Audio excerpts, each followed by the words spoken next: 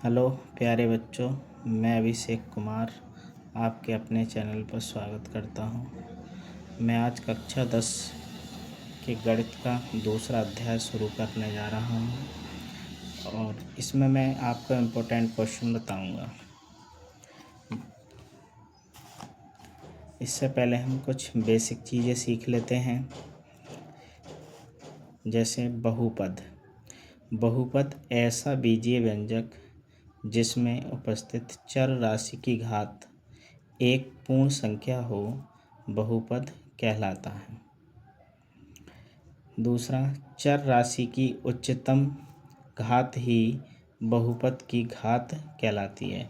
यदि किसी बहुपद में चर राशि की उच्चतम घात, जैसे कि हम देख रहे हैं उदाहरण एग्जाम्पल 4x + 5। अब 4x + 5 में x की पावर कुछ नहीं है तो कितनी मानी जाएगी? 1। तो x की उच्चतम घात कितनी है? 1। तो घात कितनी हो गई बहुपद की? 1। दूसरा 3x² + 5x + 4। इसमें हम देखेंगे चर राशि की दो घातें हैं, इसमें एक तो 1 और एक हैं 2। तो हमें ये देखनी है कि सबसे उच्चतम घात कौन सी है। तो x की उच्चतम घात कितनी है? 2। तो बहुपद की घात कितनी होगी? 2। इसी प्रकार तीसरा उदाहरण है 2 - x²। इसमें चर राशि की उच्चतम घात कितनी है? 2। तो इसकी बहुपद की घात 2 हो गई।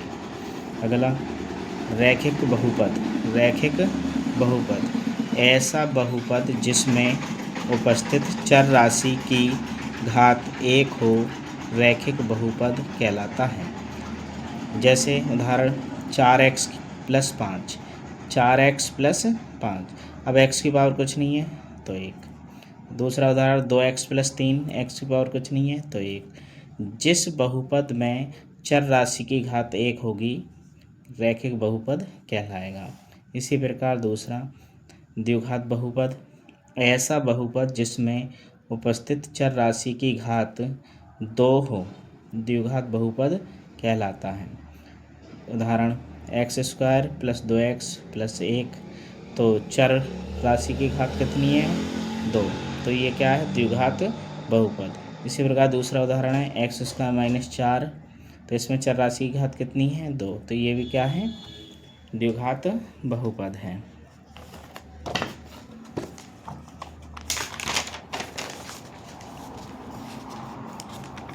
इसी प्रकार त्रिघात बहुपद ऐसा बहुपद जिसमें उपस्थित चर राशि की घात 3 हो, त्रिघात बहुपद कहलाएगा। ax³ + bx² + cx + d। तो चर बहुत हैं इसमें, मतलब x की क्यूब है, x² है, x की पावर 1 है, लेकिन हमें देखना है उच्चतम घात कितनी है। तो इसे हम बोलेंगे त्रिघात बहुपद।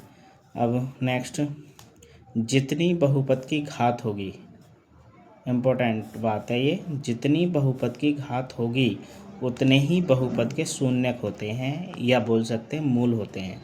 यदि मान लेते हैं यदि किसी बहुपद की घात 3 है तो शून्य कितने आएंगे निकल के? उसके वैल्यू मतलब मान कितने आएंगे निकल के?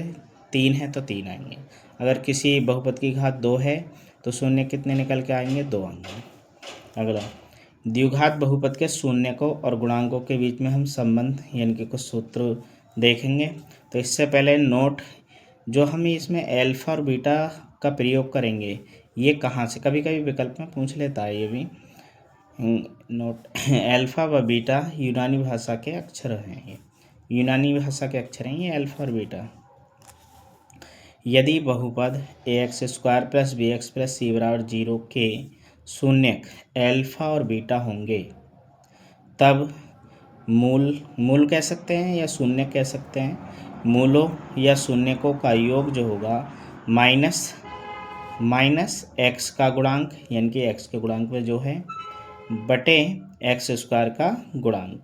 तो x के गुणांक में कितना है? b है तो माइनस का b, और x² के गुणांक में कितना a है तो a लिखा जाएगा। अर्थात हम बोल सकते हैं कि शून्यकों का योगफल जो होता है, या अल्फा + बीटा बराबर जो होता है माइनस का b/a होता है। ये हम जो क्वेश्चन करेंगे तो उस समय यूज होने हैं ये।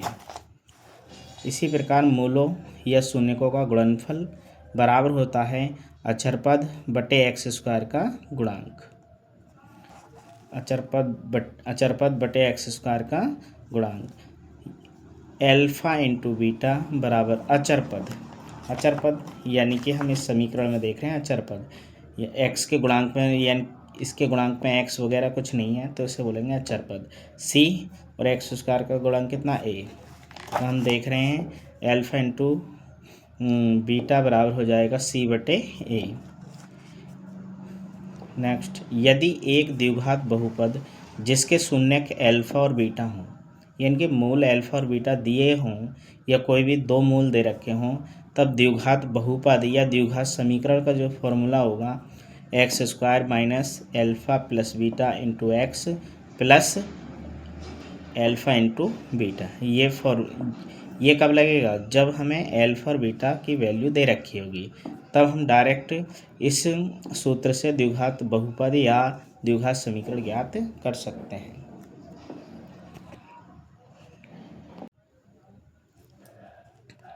प्रश्न नंबर 1, एक द्विघात बहुपद के अधिक से अधिक शून्यकों की संख्या होगी।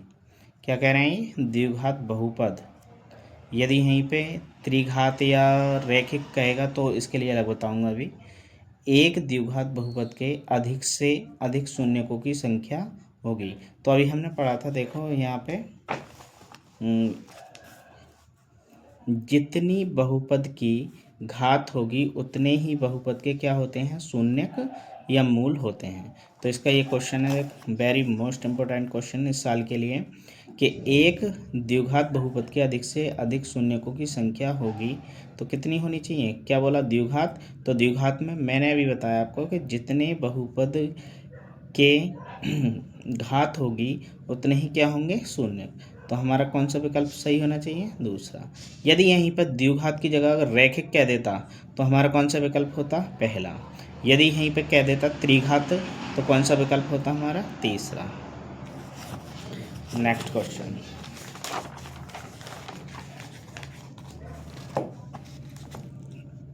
अगला क्वेश्चन है हमारा 3x² प्लस 5x प्लस 2 के शून्यकों का योगफल होगा। शून्यकों का योगफल, शून्य का मतलब मूलों का योगफल होगा। तो अभी हमने एक फॉर्मूला पढ़ा था, कौन सा था, शून्यकों का योगफल। शून्यकों का योग, शून्यकों का योग क्या होता है, माइनस एक्स का गुणांक बटे एक्स स्क्वायर का गुणांक।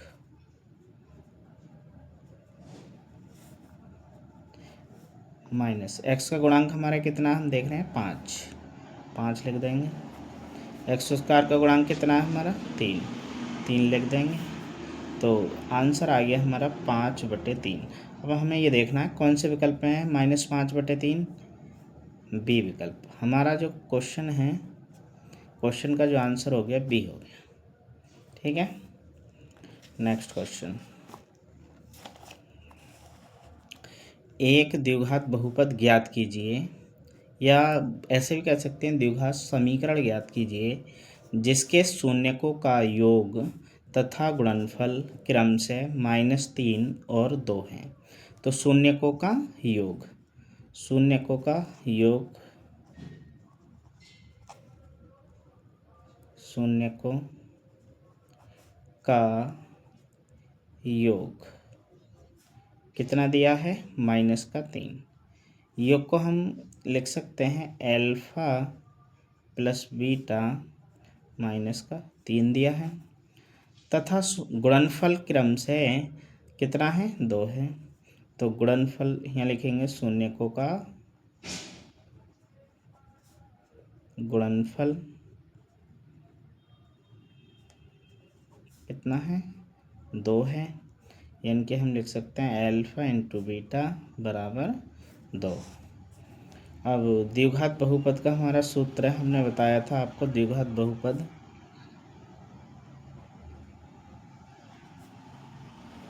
x² minus alpha plus beta into x plus alpha into beta, तो x square minus alpha plus beta की वैल्यू हमें कितनी दे रखी है, -3, तो -3 रखेंगे into x. Alpha into beta की वैल्यू कितनी दे रखी है, 2, तो 2 रखेंगे। अब यहाँ आ जाएगा हमारा एक्स स्क्वायर माइनस माइनस कितना हो गया, प्लस, इनके माइनस की मल्टीप्लाई माइनस से करते हैं तो प्लस हो जाता है, आप जानते ही ये तो 3x प्लस 2, तो ये हो गया हमारा द्विघात बहुपद। ये हो गया हमारा आंसर। नेक्स्ट क्वेश्चन नंबर हमारा 4। यदि बहुपद ax² माइनस 6x माइनस 6 के शून्य को का गुणनफल 4 है तो a का मान ज्ञात करो। हमें a का मान ज्ञात करना है। इस कंडीशन में हमें a का मान ज्ञात करना है, जबकि हमें दिया है गुणनफल 4।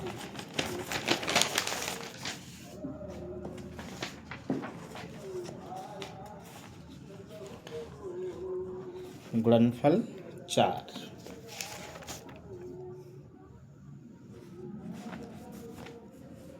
अब माना बहुपद है हमारा, माना बहुपद ax² माइनस 6x माइनस 6 बराबर 0 के शून्यक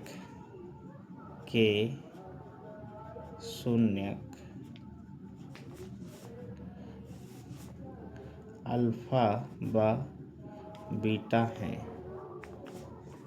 तब अल्फ़ा इंटू बीटा बराबर अचर पद बटे x² का गुणांक।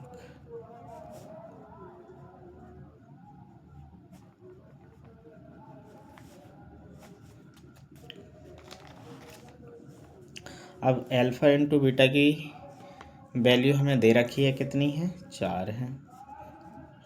अचर पद हम देखेंगे समीकरण में कितना है, -6 है। x² का गुणांक कितना है, a है। हम जानते हैं अपॉन की संख्या दूसरी साइड में जो जाती है वो कहाँ जाती है, गुणा में। अब हम देख रहे हैं कि 4a बराबर हो गया -6, जबकि हमें क्वेश्चन में कहा है a का मान ज्ञात करो। अब a का मान ज्ञात करना है तो a को अकेला करना पड़ेगा, तो a बराबर हो जाएगा -6। जो गुणा में संख्या है a के, वो कहाँ पहुँचेगी, भाग में। अब हम देख रहे हैं इन दोनों में कुछ उभयनिष्ठ है, मतलब अंश और हर में ये देखते हैं कि दोनों में कुछ कॉमन है, कितना है, 2 है। तो इसे हम 2 से कैंसिल कर सकते हैं, तो हम इसे लिख सकते हैं -6/4, यानी कि 2 दूनी 4 और 2 तिया 6। तो इसका आंसर जो हो जाएगा हमारा -3/2, ये हो जाएगा हमारा आंसर। ठीक है। नेक्स्ट क्वेश्चन है हमारा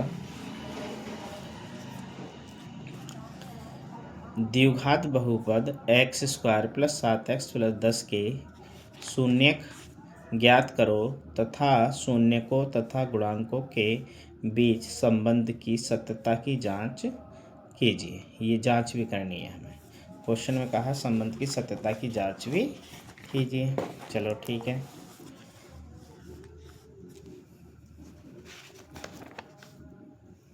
अब हम माना बहुपद है x² प्लस 7x प्लस 10 बराबर 0 के गुणनखंड करने पर,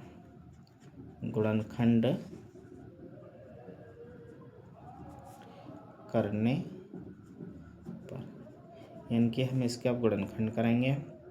x²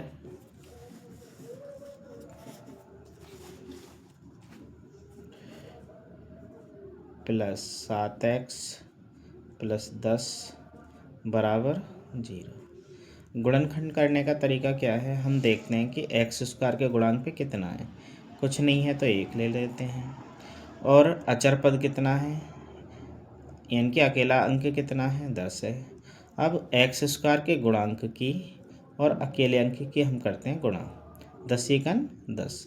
अब 10 के हम ऐसे गुणनखंड करते हैं, ऐसे फैक्टर करते हैं कि जोड़कर या घटाकर मध्य पद बनना चाहिए, यानी कि बीच वाला पद बनना चाहिए। अब हम देख रहे हैं, हमें ये देखने की ज़रूरत नहीं है कि जोड़कर या घटा के, हम देख रहे हैं कि अकेला अंक अगर प्लस में है तो समझ लो जोड़कर ही पद बनने हैं, और यदि अकेला अंक माइनस में होता तो घटाकर बनते। तो हम इसके टुकड़े कर लेते हैं, 5 दूनी 10। अब 5 के हम 5 दूनी 10। अब एक्स स्क्वायर प्लस एक्स, इसे हम लिख सकते हैं 5 प्लस 2 प्लस 10 बराबर 0। अब एक्स स्क्वायर प्लस, ब्रैकेट से पहले यदि प्लस का चिन्ह होता है और ब्रैकेट खोलते हैं तो चिन्ह नहीं बदलते हैं। तो 5x प्लस 2x प्लस 10 बराबर 0।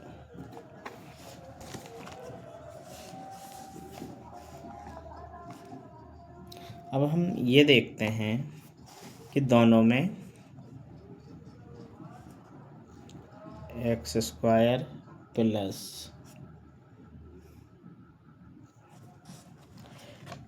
5x प्लस 2x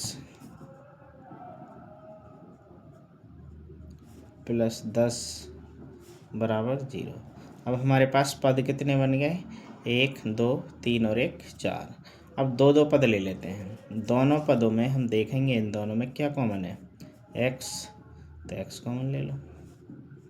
तो x कॉमन ले लिया यहाँ से हमने, तो यहाँ कितना बचा x, और यहाँ से जब x चला गया यहाँ कितना रह जाएगा 5 प्लस।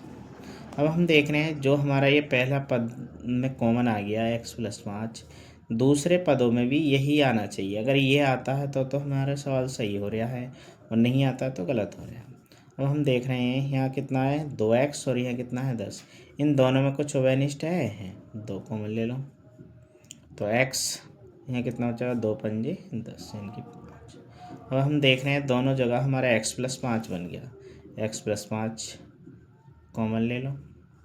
तुम्हारे पास बचा है x प्लस का 2 बराबर 0।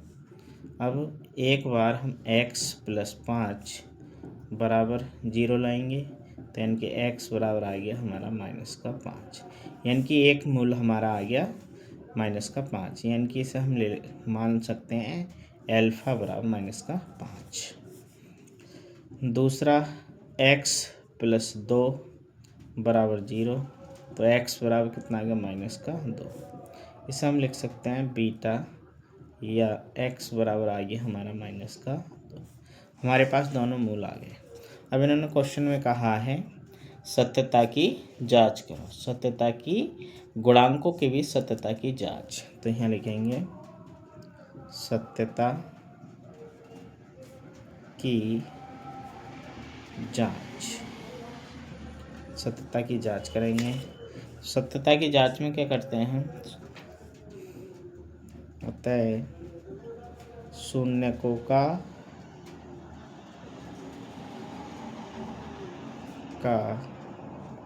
योगफल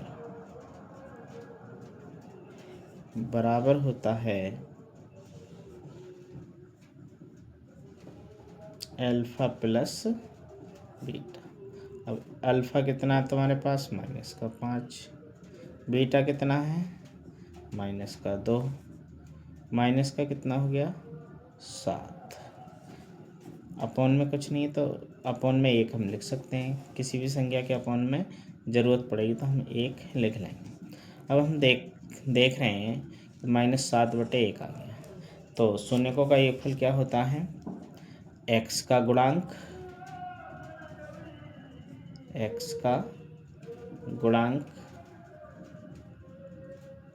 बटे एक्स स्क्वायर का गुणा।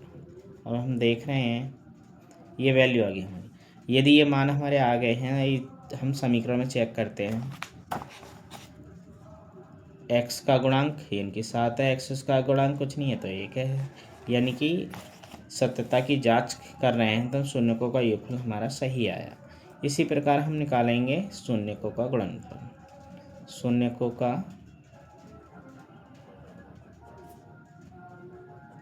गुणनफल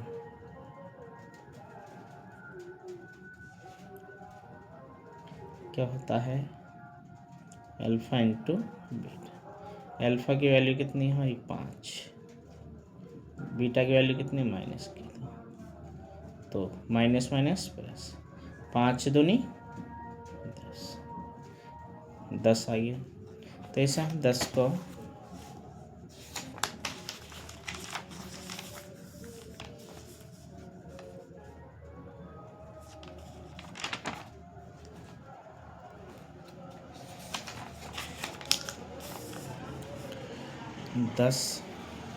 दस के अपॉन में हम 1 लिख सकते हैं ज़रूरत पड़ेगी तो। अब हम चेक करके देखते हैं कि जो शून्यकों का गुणनफल है यही है या नहीं। तो अचर पद बटे एक्स स्क्वायर का गुणांक। अब समीकरण हम देख रहे हैं, समीकरण हमारी क्या कहती है? X square plus 7x plus 10, यानी कि अचर पद 10 है, एक्स का गुणांक 1 है, यानी कि ये हमारा क्वेश्चन का जो आंसर है वो सही है। यही हम लिख देते हैं आंसर।